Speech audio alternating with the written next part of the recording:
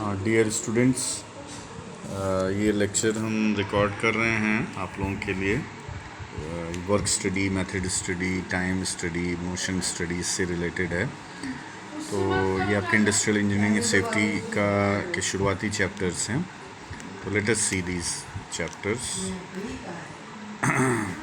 Work study, जैसा कि नाम ही बताता है कि कार्य अध्ययन, मतलब वर्क को, किसी भी वर्क को हम स्टडी करते हैं कि वो वर्क, और उसको स्टडी करके उससे को हम मोस्ट इकोनॉमिकल, मोस्ट सिस्टमेटिक बनाकर वर्क को हम मतलब बना लेते हैं अपने अपने अपने उपयोग के लिए।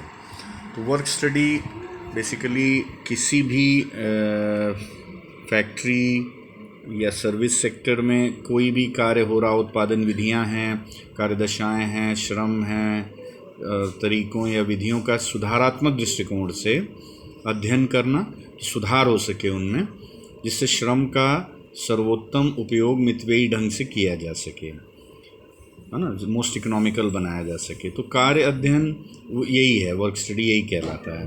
कार्य कोई भी हो सकता है, वो प्रोडक्शन से रिलेटेड हो, different operations, inspections, transportation, storage, delay, कोई भी चीज़ हो सकती है प्रोडक्शन से रिलेटेड, उसकी वर्क स्टडी करी जा सकती है।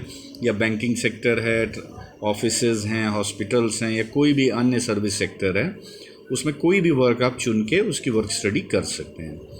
वर्क स्टडी जो हम लोग इंडस्ट्रीज़ में, जैसा कि आप जानते हैं, इंडस्ट्री का मतलब है कि प्रोडक्शन हाउसेस भी, मीन्स फैक्ट्रीज़ भी, और सर्विस सेक्टर, दोनों ही उसमें आता है इंडस्ट्री की डेफिनेशन में। तो वर्क स्टडी बेसिकली इसकी दो मेन टेक्निक्स होती हैं,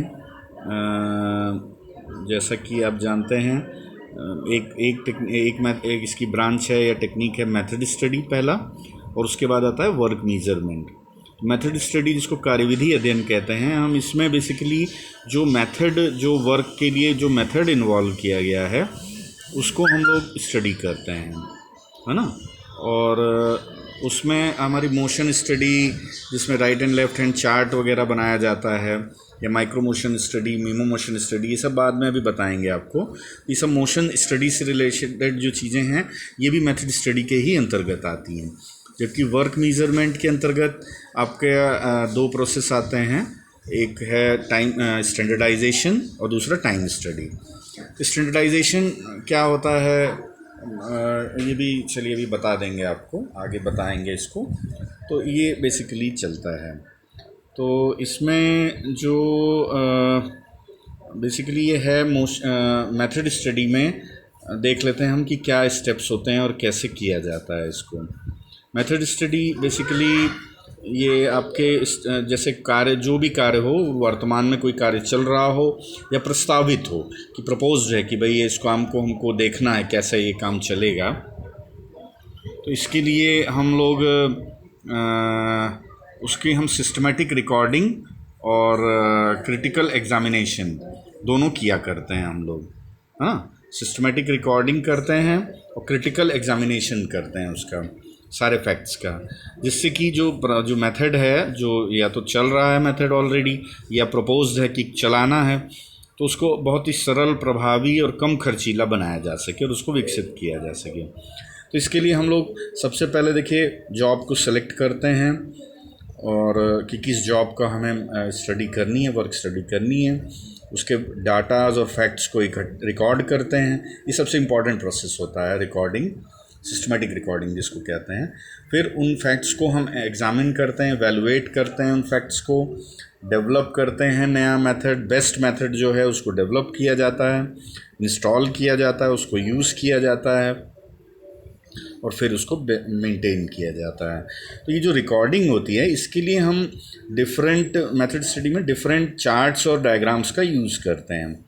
डिफरेंट चार्ट्स मतलब कि जैसे चार्ट्स जिनको प्रोसेस चार्ट्स बोलते हैं, क्योंकि प्रोसेस की रिकॉर्डिंग करी जाती है इसमें। तो ऑपरेशन प्रोसेस चार्ट्स और फ्लो प्रोसेस चार्ट्स और मल्टीपल एक्टिविटी प्रोसेस चार्ट, ये तीन तरीके के चार्ट्स होते हैं। ऑपरेशन प्रोसेस चार्ट होता है, एक फ्लो प्रोसेस चार्ट होता है। फ्लो प्रोसेस चार्ट में भी 3 पार्ट होते हैं, man flow process chart, material flow process chart और machine flow process chart. Multiple activity charts में आपके में 2 तरीके के चार्ट्स दिए हैं, लाइक मैन मशीन चार्ट और गैंग प्रोसेस चार्ट। तो इन सब के बारे में हम लोग अभी डिटेल में पढ़ेंगे। फिर बेस्ट मेथड को डेवलप करके, जो डेवलप किया जाता है, ये ज़रूरी नहीं है कि एक इंडस्ट्री में जो मेथड है वही मेथड हर जगह बेस्ट ही होगा, ऐसा ज़रूरी नहीं है। इट डिपेंड्स कि वहाँ की वर्किंग कंडीशंस क्या हैं, तो वो उस बेस्ट मेथड में भी चेंजेस हो सकते हैं।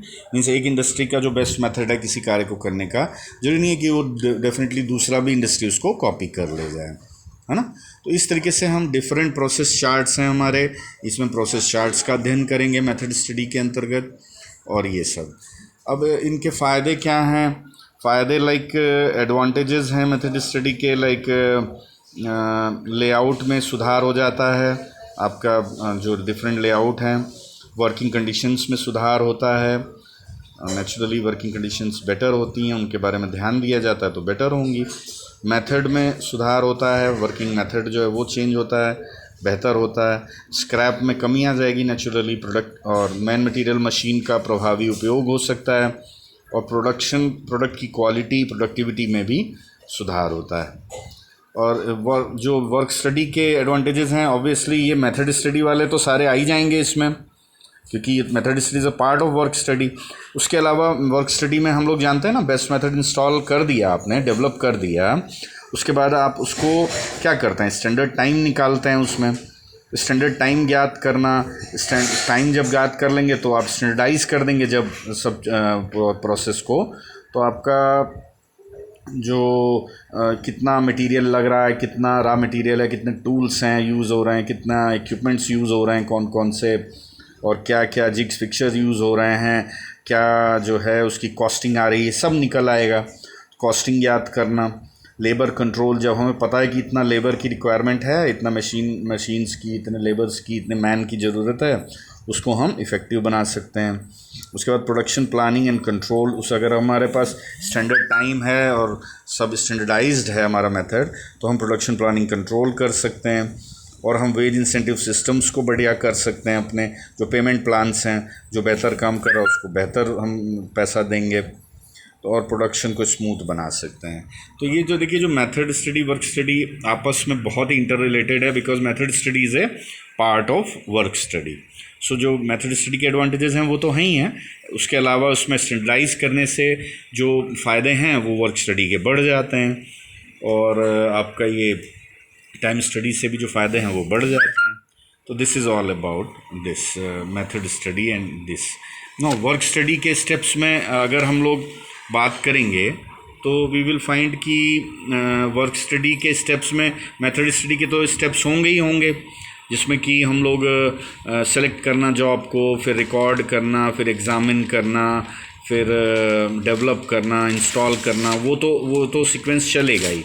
उसके अलावा अब इसमें क्या आ जाएगा मेथड स्टडी में, कि बेस्ट मेथड को डेवलप कर लिया, उसके बाद स्टैंडर्डाइज़ करते हैं। तो स्टैंडर्डाइज़ करने में मैंने आपको बताया जैसे कि जो भी हम प्रोसेस को स्टैंडर्डाइज़ कर रहे हैं, तो हम उसके स्टैंडर्ड पैरामीटर्स को हम फिक्स कर दे रहे हैं, क्या कितना रॉ मटेरियल यूज़ होगा, कितना लेबर यूज़ होगा, कितना घंटे लगेंगे, क्या है टाइम स्टडी में कितना टाइम लगेगा, वो स्टैंडर्ड टाइम ज्ञात कर लेंगे, तो हम प्रोडक्शन प्लानिंग कर सकते हैं। तो ये वर्क स्टडी के स्टेप्स और बढ़ जाएंगे इसमें। फिर हम जब प्लानिंग कर सकते हैं, जो वर्किंग जो स्टैंडर्ड मेथड है उसकी ट्रेनिंग दे सकते हैं, उसको मॉनिटर कर सकते हैं। तो these are the advantages, these are the steps which are followed in work study. Now coming to the process charts. Process charts जो हैं बेसिकली ये आपका देखिए, जो सिस्टमेटिक रिकॉर्डिंग करी जाती है के लिए प्रोसेस चार्ट्स का निर्माण किया जाता है, जिसमें प्रोसेस चार्ट सिंबल्स का उपयोग किया जाता है। तो सबसे पहले गिलबर्ट नाम के एक साइंटिस्ट थे, जो दंपति थे बेसिकली, उन्होंने इसका उपयोग किया था, उन्हीं के नाम पर इनको हम गिलबर्ट सिंबल्स भी कहते हैं।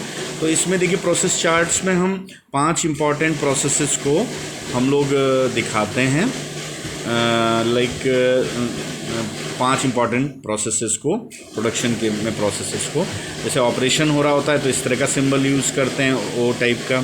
इंस्पेक्शन में स्क्वायर, ट्रांसपोर्टेशन में एरो, स्टोरेज में इन्वर्टेड ट्रायंगल और डिले में डी बना देते हैं। तो जैसे और तो प्रोसेस चार्ट सिंबल्स यही यहाँ 5 मेन फंडामेंटल यही होते हैं प्रोसेस चार्ट सिंबल्स। और कंबाइंड ऑपरेशन इंस्पेक्शन हो रहा है तो इस तरह का सिंबल यूज़ करते हैं, जैसा आपको दिखाया है इसमें प्रोसेस चार्ट सिंबल। ये कंबाइंड जब ऑपरेशन भी हो रहा है और इंस्पेक्शन भी हो रहा है तो, और ये ऑपरेशन एंड ट्रांसपोर्टेशन कंबाइंड है तो इस तरह से ऑपरेशन इंस्पेक्शन ये ट्रांसपोर्टेशन दोनों कंबाइंड है। तो ये बेसिकली इसमें सब यूज़ किए जाते हैं। तो प्रोसेस चार्ट्स इन ऑल अगर हम देखें तो हमारे 2 तरीके के होते हैं। तो ऑपरेशन प्रोसेस चार्ट बोला जाता है, एक फ्लो प्रोसेस चार्ट बोला जाता है। ऑपरेशन प्रोसेस चार्ट में केवल मेन जो पुराना मेथड है ये, इसमें केवल मेन ऑपरेशंस और इंस्पेक्शंस को ही दिखाते हैं। तो इसमें देखिए दिखाने का ढंग क्या होता है कि ऑपरेशन, जैसे पहला ऑपरेशन हुआ एग्जांपल के तौर पर तो उसमें ओ ऐसे बना दिया, 1 डाल दिया नंबर। दूसरा ऑपरेशन हुआ, फिर तीसरा ऑपरेशन हुआ, फिर पहला इंस्पेक्शन हुआ, फिर चौथा ऑपरेशन हुआ, फिर दूसरा इंस्पेक्शन हुआ। तो इस तरह से उसके डिस्क्रिप्शंस लिख दिए जाते हैं साइड में कि क्या क्या ऑपरेशंस हो रहे हैं, कब कब क्या क्या इंस्पेक्शन किया जा रहा है वगैरह, वो लिख दिया जाता है। और समरी शीट एक दे दी जाती है जिसमें नंबर ऑफ़ ऑपरेशंस और नंबर ऑफ़ इंस्पेक्शंस दिखाए जाते हैं इस प्रकार से। तो इस तरह से ये चलता है। अब फ्लो प्रोसेस चार्ट्स में हम इन पांचों सिंबल्स का यूज़ करते हैं। अब जब हम मैन मटेरियल और मशीन तीनों का अलग अलग बन सकता है। जब किसी मैन, मटेरियल या मशीन को फोकस करते हुए उससे संबंधित सभी ऑपरेशंस, इंस्पेक्शंस, ट्रांसपोर्टेशन, स्टोरेज और डिले को सिस्टमेटिक रूप से, क्रमबद्ध रूप से दिखाया जाता है, तो ऐसे डायग्राम को man, material, machine flow process chart कहते हैं। इसमें जैसे देख सकते हैं आप एग्जांपल के तौर पर इस तरह से दिखाया जाता है। लाइक ऑपरेशंस हो रहे हैं, ये ऑपरेशन 1, 2 हुआ, फिर पहला इंस्पेक्शन हुआ, फिर डिले हुआ, फिर स्टोरेज हुआ, एक बीच में ट्रांसपोर्टेशन है ये पहला। तो इस प्रकार से यहाँ डिस्क्रिप्शन जो चीज़ें हैं वो चीज़ें लिख दी जाती हैं। और डिस्टेंस, जहाँ ट्रांसपोर्टेशन में डिस्टेंस आएगी वहाँ पर आप उसका डिस्टेंस लिख देंगे। टाइम, हाँ, एक कॉमन टाइम स्केल चलता रहता है कि इस टाइम पर ये इतना टाइम लगा, यहाँ पर लिखा रहता है। और फिर लास्ट में एक समरी शीट बना दी जाती है जिसमें हम ऑपरेशंस कितने हुए, इंस्पेक्शन कितने हुए, transportation, storage, delay, total distance covered, travelled, वो भी पूरा दिखा दिया जाता है, राइट। तो इस तरीके से ये चलता है। Now comes this multiple activity process chart. तो ये फ्लो प्रोसेस चार्ट्स तो हो गए, ये 2 तरीके के हुए। और ये मल्टीपल एक्टिविटी प्रोसेस चार्ट भी एक्चुअली प्रोसेस चार्ट का ही पार्ट है। तो इसमें हमने बताया था 2 तरीके के चार्ट्स होते हैं, एक मैन मशीन चार्ट, एक गैंग प्रोसेस चार्ट। तो मैन मशीन चार्ट जो है वो बेसिकली जब एक व्यक्ति कई मशीनों पर एक साथ काम करता है तो उसका कार्य एवं मशीनों के कार्य को एक साथ एक कॉमन टाइम स्केल पर दिखाया जाता है। मींस जैसे सपोज करिए कि इसमें जैसे कि आप देख सकते हैं कि टाइम दिया हुआ है, कॉमन टाइम स्केल चल रहा है। एक पहला मैन है और मशीन मान लीजिए 2 हैं, M1 M2। तो पहला 0 से 5 मिनट तक जो है पहला मैन बिजी रहा, पहले मैन मशीन 1 पे काम करता रहा, मशीन 2 आइडल रही। फिर 10 मिनट्स 5 to 10 0 से 10 मिनट पर जब पहुँचे तो भी आदमी बिजी रहा, उसने दूसरे मशीन को एंगेज किया। फिर मैन आइडल हो गया और वो जो है बिजी रही मशीनें। तो इस प्रकार से ये चलता रहता है, राइट। तो इस प्रकार से ये चलता रहता है। तो ये जो इससे हम देख लेते हैं कि कब कब कौन कौन आदमी आइडल है, खाली बैठा हुआ है, दोनों मशीनें भी चल रही हैं, तो उस बीच हम उससे कुछ और काम करा सकते हैं। इसका उद्देश्य यही रहता है बस। इसके बाद गैंग प्रोसेस चार्ट भी कॉमन टाइम स्केल पर जब एक साथ बहुत से व्यक्ति